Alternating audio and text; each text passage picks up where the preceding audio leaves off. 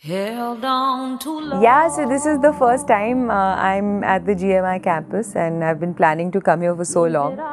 But I finally got an opportunity to visit and look at this amazing facility. And as soon as you enter, you just feel inspired to be creative, to learn. And there's this thriving community of students that I got to interact with, and each at a very high level of skill, of soulfulness. The kind of musical conversations we were able to have as a community were very special, and that just shows the kind of mentorship, the quality of mentorship they've been getting here.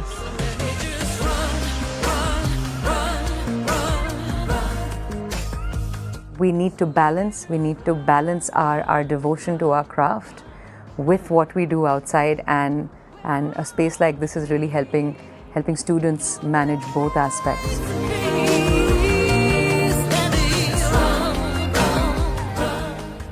Yeah, just come and become real and become fierce. This is the place.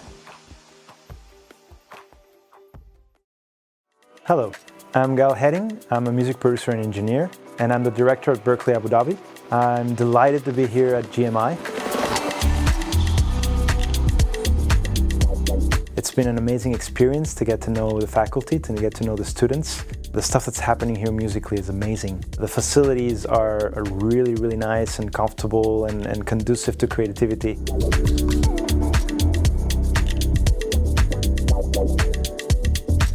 One of the things that was really, really exciting to do today at my time at GMI was hearing students' works and their productions and their songs. And I was really thrilled to see the depth that they're bringing to their projects musically, and sort of like the emotion that they're able to bring. Some of them, they're just starting, and some of them are quite advanced, but I was delighted to see how varied and how rich the music that they're doing is. So I also learned a lot myself from hearing their music. I hope to come back again, and now that Berkeley Abu Dhabi is right next door, we hope to be connecting and working together more and more.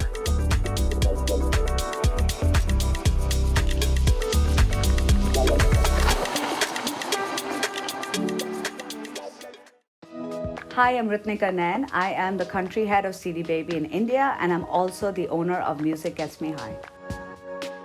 It's been great, actually seeing the new campus after all this time, courtesy of the pandemic. But I'm really happy to see what GMI has done here, and it is absolutely lovely. I think in order to succeed in music, you need to have a good foundation. And it is really important to have good instructors and good teachers who can guide you through the process. It's really refreshing to see what GMI is doing here. I love the campus, and they have great people teaching, people with a lot of experience. And I do believe that they're one of the few institutions, along with a couple others in the country, that are really helping shape the Indian music industry.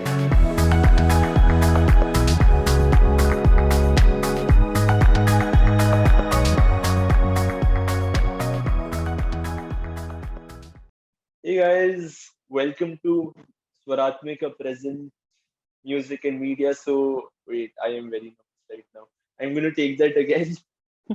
Sure, no problem. Hello guys, welcome to Swaratmika' presents music and media. So Swaratmika is a music festival organized by Audify, the Music Society of Shahid Pakistan College from Delhi University. We have a ton of events coming, and we will go more over that during the end of this session.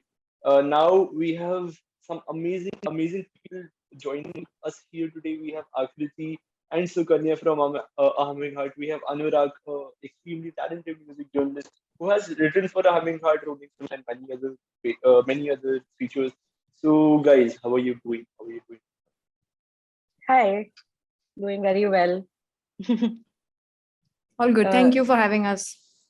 Yeah, thanks for having us, Shivang. Doing good, and really glad that gigs are back on, and just glad that we can go back to some sort of new normal, so to speak. So yeah. Nice. Yeah. So, okay, first of all, I want to ask, is this weird for you guys? Because you are music journalists, like you are used to people, like you're used to you interviewing people, and like someone is now interviewing you. So, is it one of those how the turntables have dot moments? It is a bit different, definitely. In fact, when I was setting some time aside today, my flatmate asked me, "Oh, who are you interviewing today?" It's the other way around this time. Ooh, interesting. So my first question to you guys is like, how did you get into music in general? So let's go in order. Like let's go Aakriti, then Anurag, then Sukanya. Sure. Just music in general, is it? Yeah. Okay. I think like I've always been interested in music. My initial childhood dream was to become a music composer. But I pursued Hindustani music in school, and studied it as a subject. So I've always been interested. I've also come from a family where the arts have sort of been encouraged a lot, at least in terms of consumption. We were very lucky that in a small town we used to have a lot of Spick McKay concerts happening. Like you had really esteemed classical musicians and theater artists who would come. I have no idea how in a small town in UP this was all happening, but it was that scene was very happening in the early 2000s, and then I don't know, it just stopped. But anyhow, so the interest was always there because of what I saw around me, and then for going into a boarding school, activities and cultural activities were again encouraged a lot. So yeah, I mean that's probably how it there was some sort of like, when you pursue it with a little bit more of an academic background, then you have to also take it, put in that much hard work, and then you sort of also start understanding, even though I did not go on to take it up after school at all, but you do understand uh, how much work goes into making that craft, how much dedication, and how much you have to put everything on halt. And I mean, I didn't have the discipline to do it, so I have I have a lot of respect for everyone who pursues it. uh, and But yeah, I mean, I'm at first and foremost always just a music lover, listener. Yeah. Nice.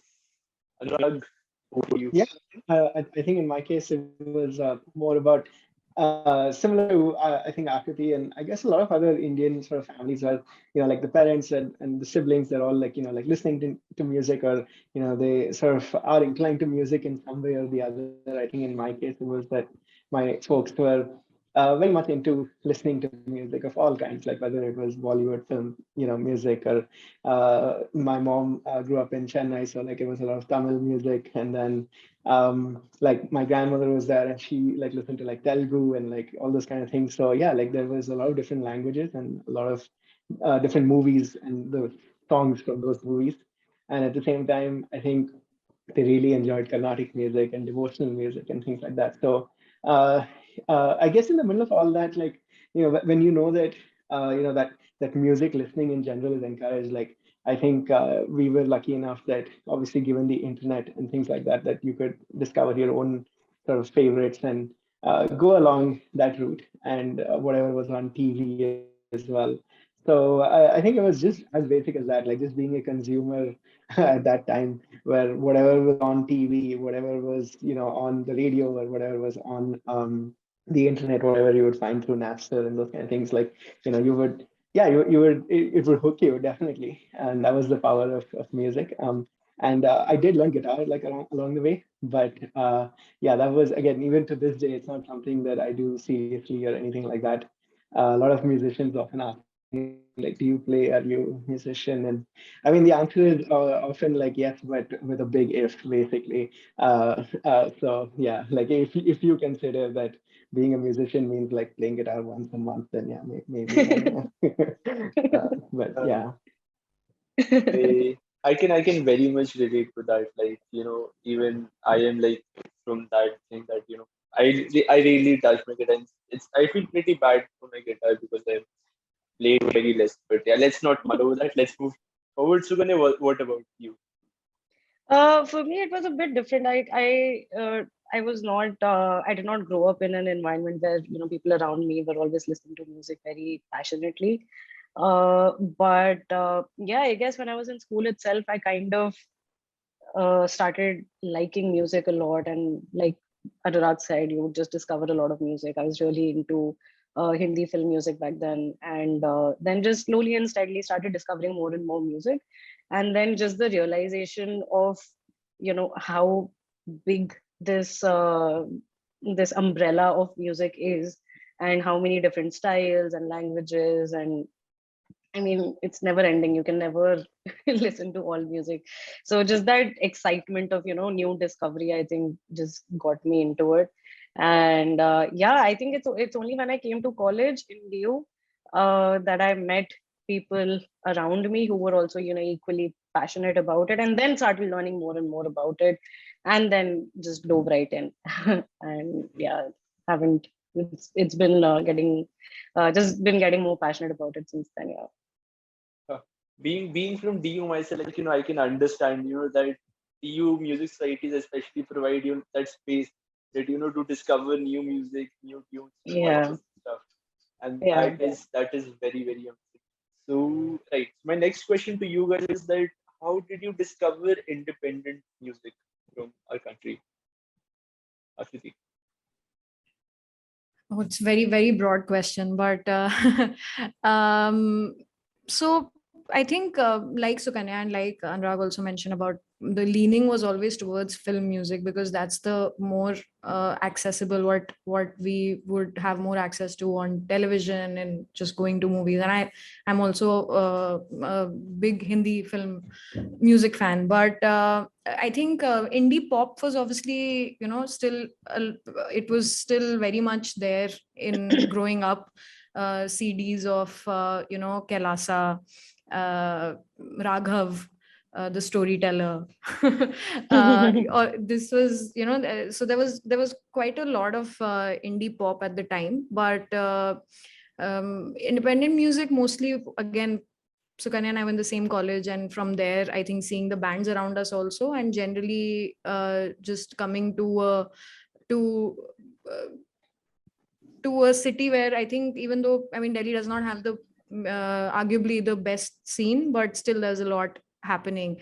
And I went for the NH7 in, I think, 2013 or 14 in Delhi, where there were a lot of bands. Swaratma, I remember very distinctly. It was a great experience. I think Swaratma as a indie band was probably my first live performance that I saw. So yeah, again, I think 2013 or 14 onwards, thanks to Delhi University, thanks to Delhi in general, got a lot more access to it. And then, of course, also being around people who would be listening to more of this, and then they would share that, oh, have you heard this someone by the name of Don Bhatt? And then you go there, and then you start listening, and it's like, wow, there is, outside of Hindi films, there is so much. And even then, I mean, also there were movies that, like Detective Byomkesh Bakshi, right? It had a very eclectic soundtrack, and you had a lot of bands. So I think those were the more of the ways of discovering independent artists, though that all started mostly in 2013 onwards in college. Yeah. Anurag?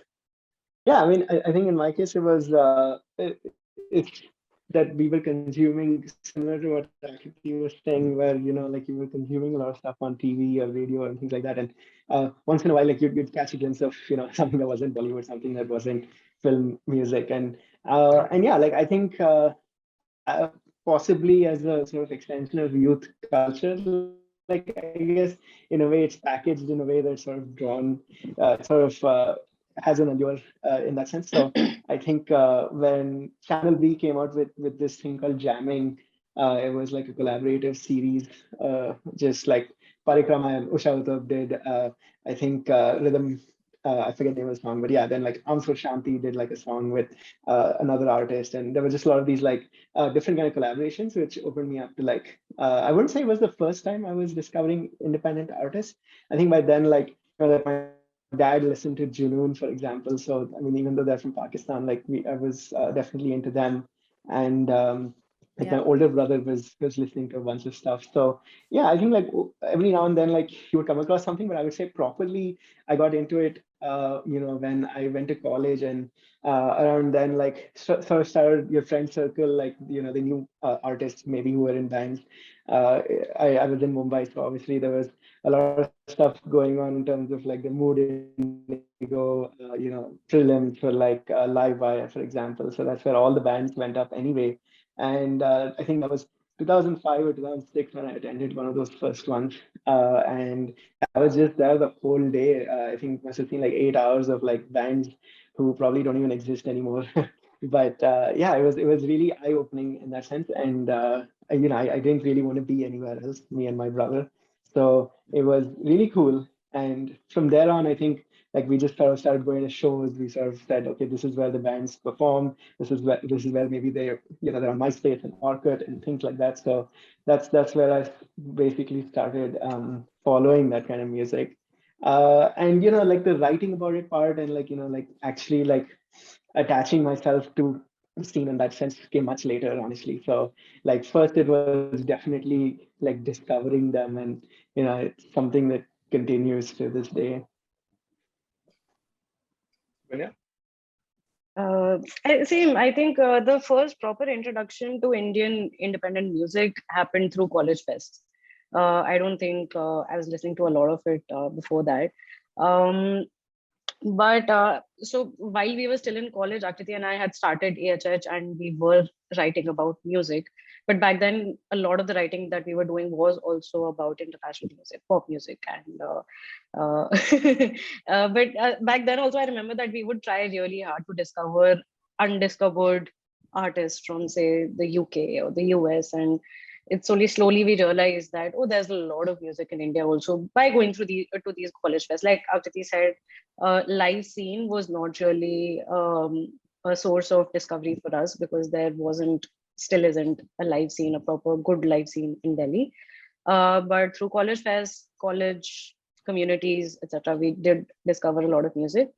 I had, by the time I got out of college, I had discovered the existence of Indian independent enough to want to look for a job in that space.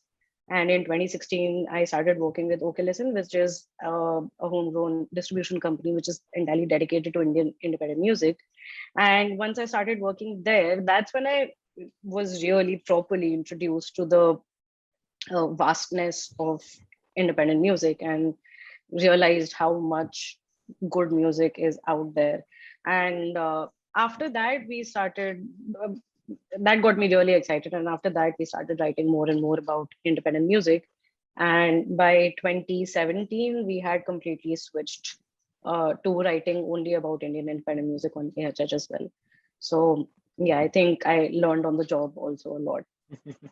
Yeah, now I'd just like to add though, yeah. sorry, like I just remembered that I think around the same time that I started college in Bombay, like I happened to live in the same building with Aditya Ashok, who is like a drummer and a producer under the name of Oxygen. So his dad and my dad worked together, so we lived in the same building. And I just went over to his house one day, and he had a whole hard drive full of like songs, and that's honestly like where I think I started discovering a lot of those. Like he just gave me probably like tons of it, like all zero, industry, all these kind of pentagram. So that was also definitely like a real introduction in that sense, where like you had it all, and you could just sort of go through it, pour over it at your own pace. Yeah. Right. So you guys have touched upon this briefly, but I wanted some more details on it. Was there a point where you thought that you want to pursue music journalism as a career? Like was it like many small decisions that grouped together to form this major decision? Yeah, or was it this one turning point that led to forming this decision? I think Anurag is best suited to Yeah. take this up, yeah, as the music journalist. Yeah. Well, yeah, I mean, you guys you started your own thing, so in that sense, like I think that's when you knew that you wanted to do this, right? Like, Yeah. I think in my case it was mostly to do with like I just finished my MA and I came back to India from London, and yeah, like I just happened to have met somebody who knew the editor of Rolling Stone at the time, who was Lalita Suhasini. So that just sort of completely clicked.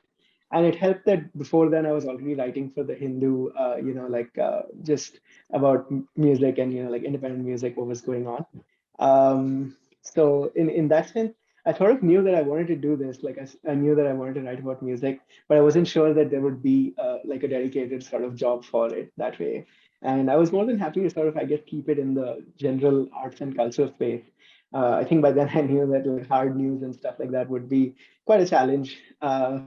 So I sort of tried to veer towards this a little bit more. And I think the sort of prior experience that I had and just like maybe writing for blogs and things like that, like I think that definitely helped. And I think when I started working at Rolling Stone, like I knew that okay, like this we can keep going. So yeah, and it's been 10 years, and thankfully, it's been a great ride that way. Nevertheless, like it comes with the sort of territory that things are always precarious in like the journalism world. You never know, like what's going to happen. You never, like the pandemic, for example, obviously definitely put things in different perspective in terms of how just yeah, the journalism, sort of magazines, newspapers, websites, all of these things can function, right? So it always it helps to have that constant perspective that yes, you're doing it now and it's great, but if you can't do it one day, then you have to find something else. But at the same time, I know that I won't stop doing music journalism. I guess I would just try to find a different way of doing it, I guess. So my next question is for like all of you, but I guess more directed towards Aakriti and Sukanya. So okay, so Humming Heart is a print magazine. Like what are the struggles that are involved when you are in a print medium as opposed to an online blogging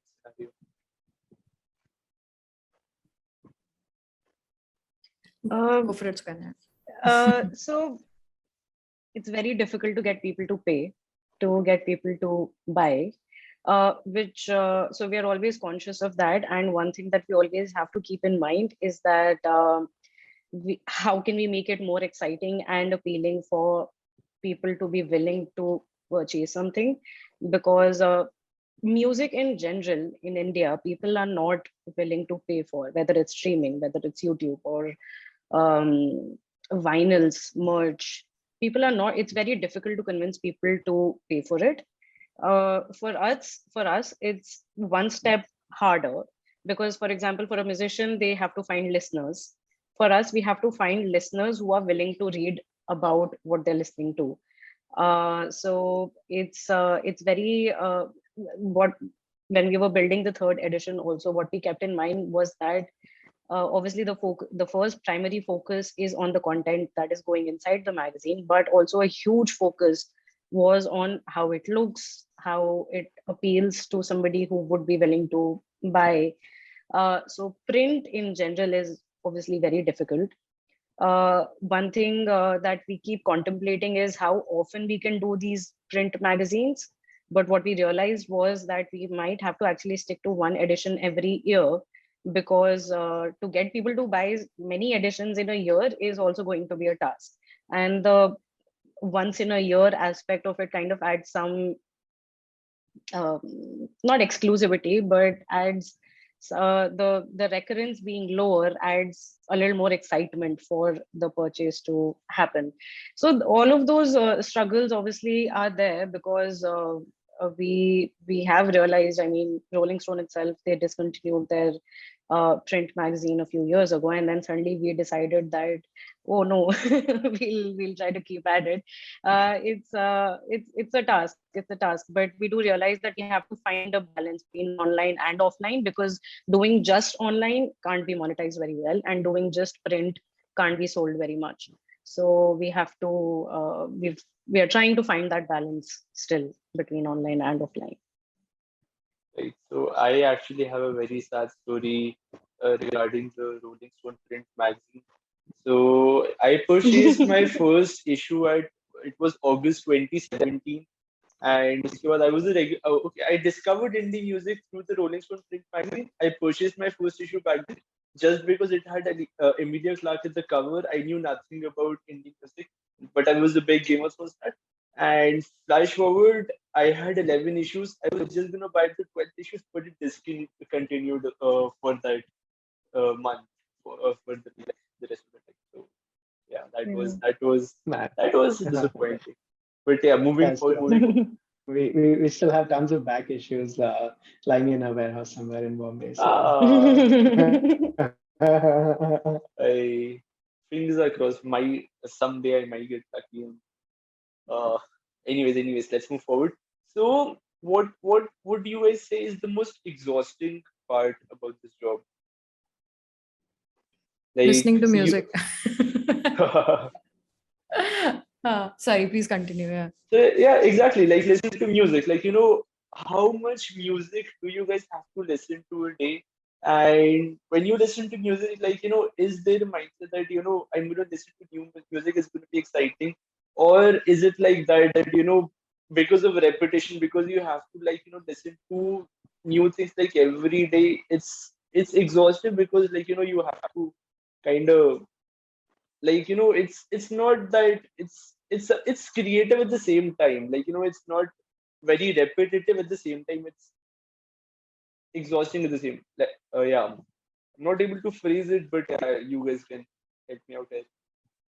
No, I'll just, I think the listening to music part would probably be covered by Anurag as well. But there is, of course, listening fatigue that comes in when you get like tons of the volume of music that is being put out is a lot. And, like obviously with anything, there is, some stuff which is very good.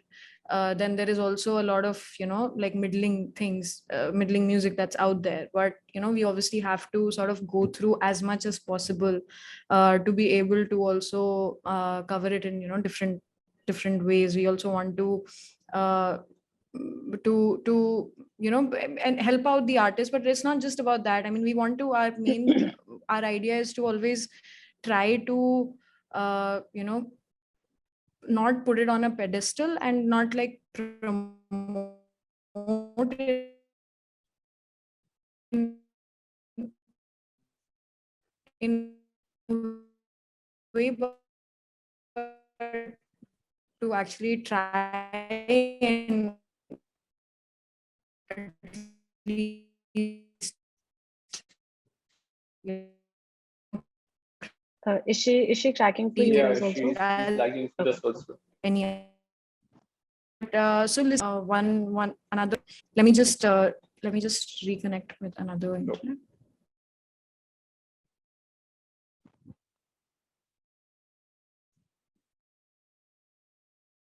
That's always funny when Should I take it from the Yeah, beginning, yeah, from the beginning, that would be much easier. Okay, I've okay. Okay, so one part of it is listening to music, obviously, because there's a large volume of music that does come out, and you want to give everything, like you want to make sure that you don't miss out on things, that just because we skipped something and that was really good. And so you want to go through all of it, but there is a large volume of music that is coming out, which is great. But having said that, I mean, as with anything, there's some of it which is very good, then a lot of it that is very middling as well. So just going through all of it, then assigning it in what medium or what format are we going to be covering it, all of that obviously can get exhausting. But I think more than that, for us, it is the coverage part of it, that for us, I think finding writers has been quite a struggle.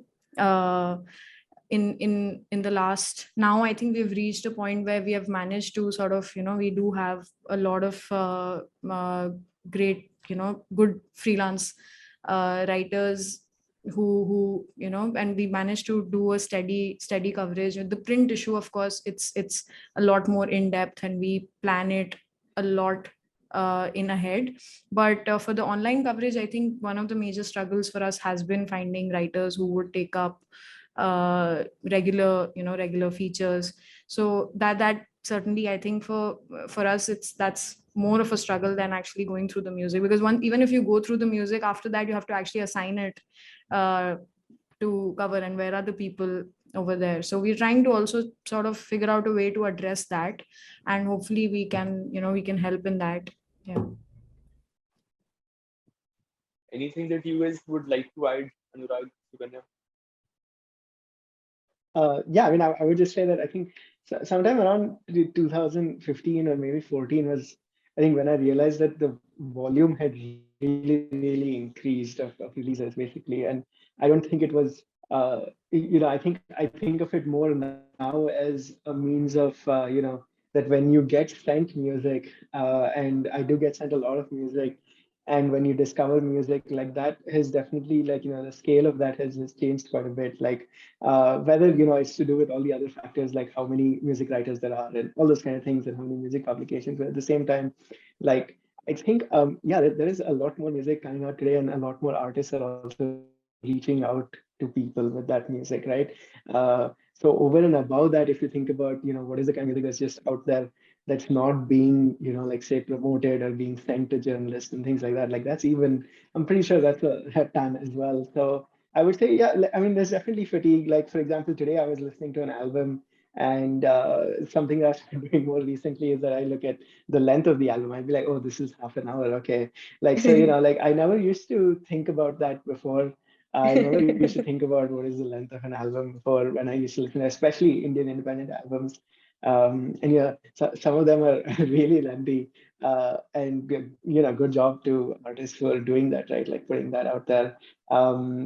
But yeah, like Aakriti said as well, like, I think it's about, like, you want to listen to it, so you get into it, and that's the only way you know what its worth is, basically, in terms of coverage. So that's pretty much what I have to end up doing. And yeah, it's still fun, like, it's still a lot of fun. Like, I think I remember telling people, and I'm sure this is sure for Akriti and Sukanya as well, that, like, we must be listening to, like, at least one or two new independent artists every day. Like, it's pretty much like that. Like, that's the volume of stuff that's coming out.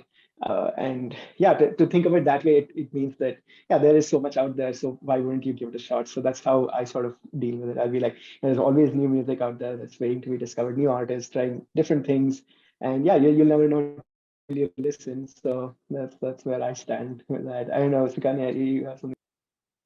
Uh, just so I think Anurag mentioned earlier on that one of the things that you really appreciate musicians for doing is that it takes a lot of courage to put your stuff out, because obviously it is your personal work, it's your creative work, and to put that out into the world takes a lot of courage.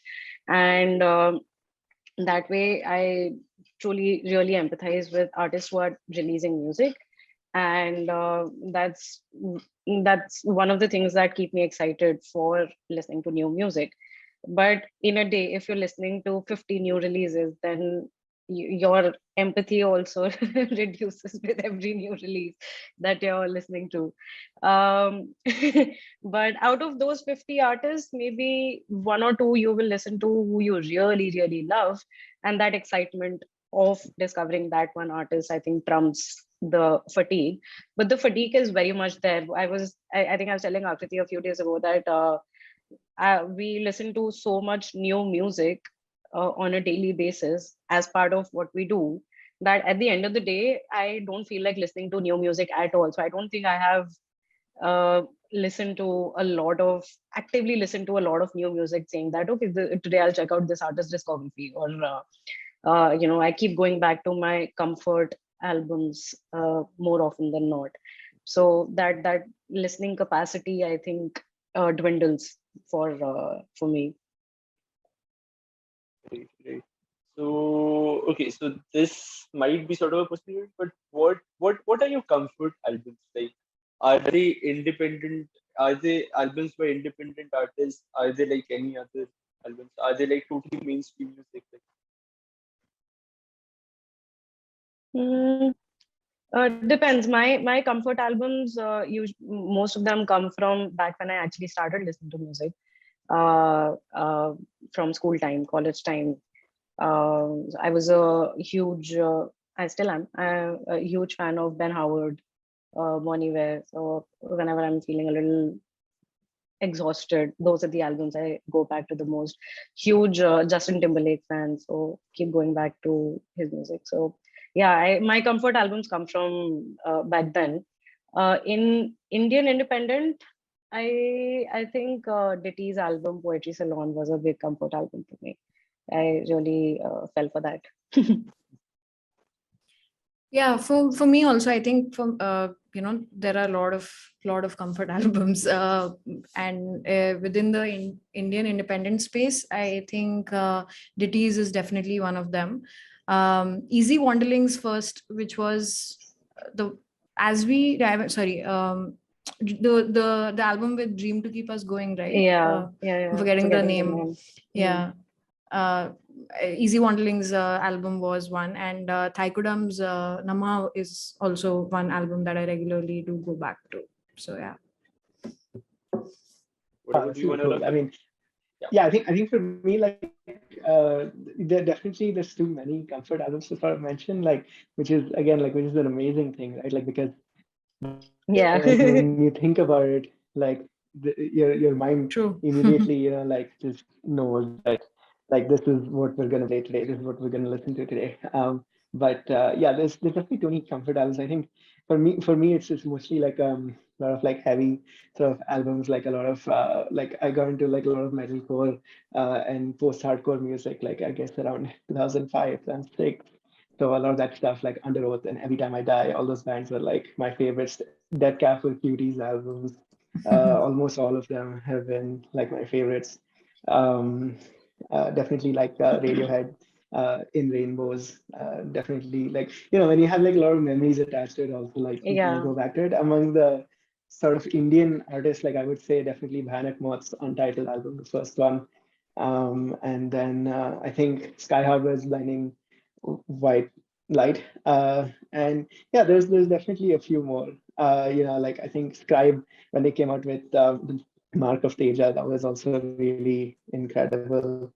And yeah, there's just tons more, honestly. Like I remember Farid Kot, they came out with their second album, Firse. And like, like again, it ties in with your memory, like in that sense. So like it was an album that I listened front to back, like when it was first sent to me, and completely blew my mind when I first heard it. So that still stays with me. Once in a while, like Adi and Suhail's album, Culture Core Landscape, was like I was really actually thinking of that one. incredible. That one's on my list too. Right? Yeah. Yeah, Adil and Yeah, Adi and absolutely. Like it's Sohail. just such, and the fact that it was a sort of like a one-off album, like it also, like I Yeah, think, yeah, makes you treasure it even more. exactly. So yeah, Yeah, there's tons. yeah. As So my written in the next, stars, by the way. Sorry. Oh yeah. right. So my next question is like, what is the best part you would say is there about the music journalism space? Like the best part about your job? Music discovery is an easy answer, but we've spoken about that already. So I'm trying to think of Yes. Yeah. something else. Yeah. I think it's probably just like going to shows and meeting artists, I think, and just like Yeah. artists talking to you about what drives them.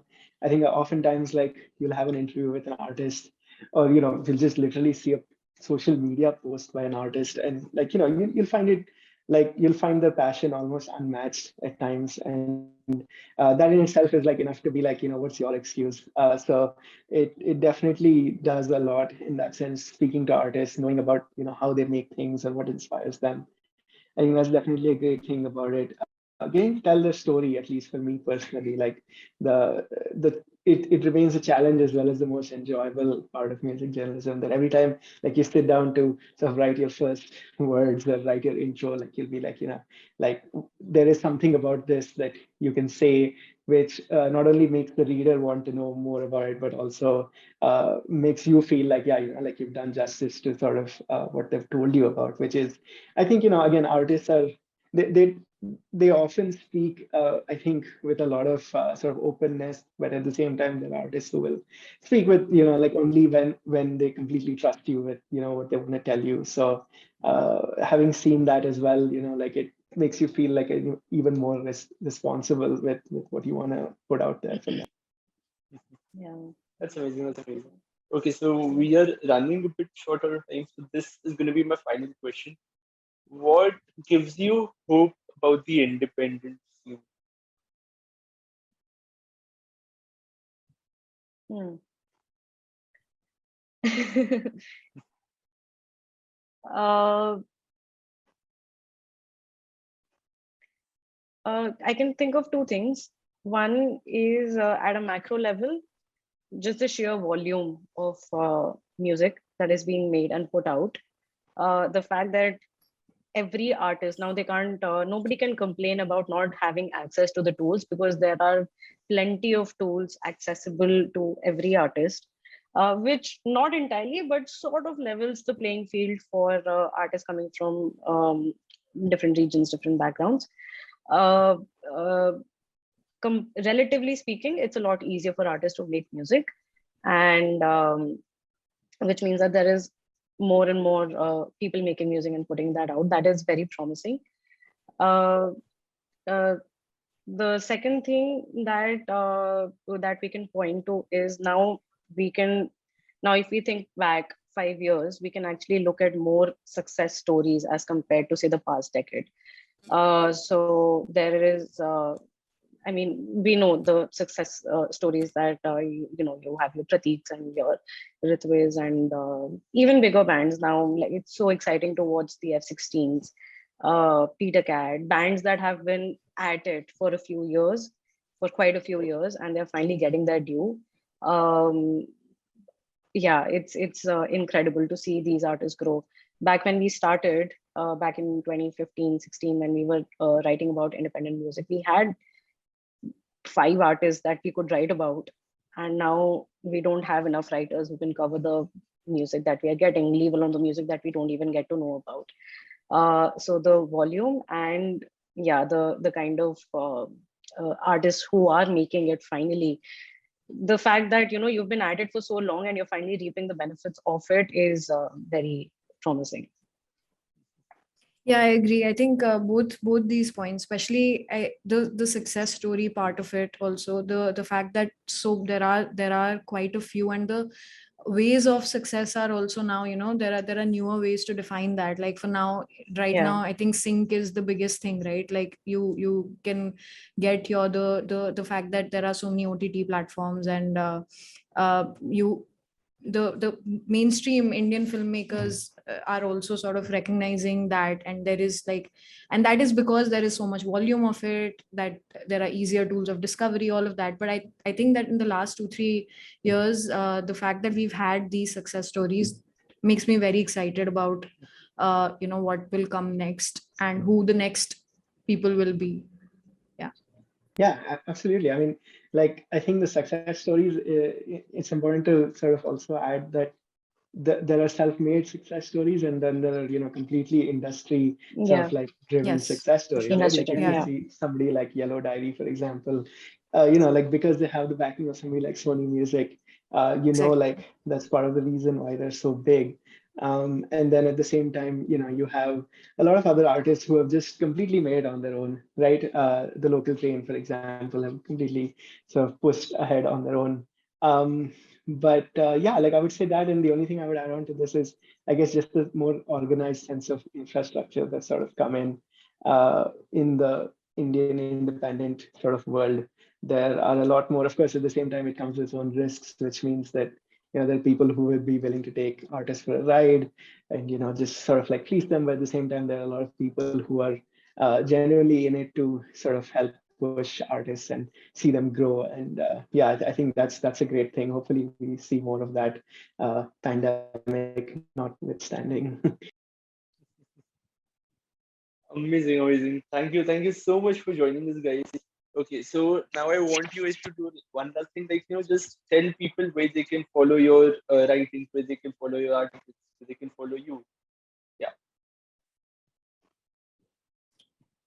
Okay, please follow Humming Heart everywhere.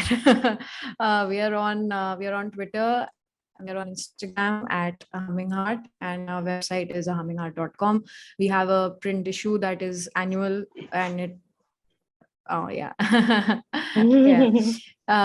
So you can actually still purchase the copy if you still want one. And yeah, I think Sukanya, that about covers it. And if any of you are interested in writing about music, are in any way influenced by this talk and want to write about music, please reach out.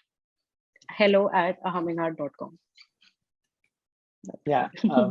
And I'm on Twitter and Instagram and a bunch of other places. Anurag Tagat at Anurag Tagat. And yeah, I guess in terms of following the work, like it's pretty much everywhere. I honestly don't promote it that much because that's what the publications are for. So yeah, big ups to Humminghart, big ups to all the publications that are doing this and allowing us to tell stories about musicians. Amazing, amazing. Thank you so much, guys. Thank you so much to be a part of this. Thank you so much for Thank you having so us. much. Take care. This is really fun. All right. Thank you. See you all.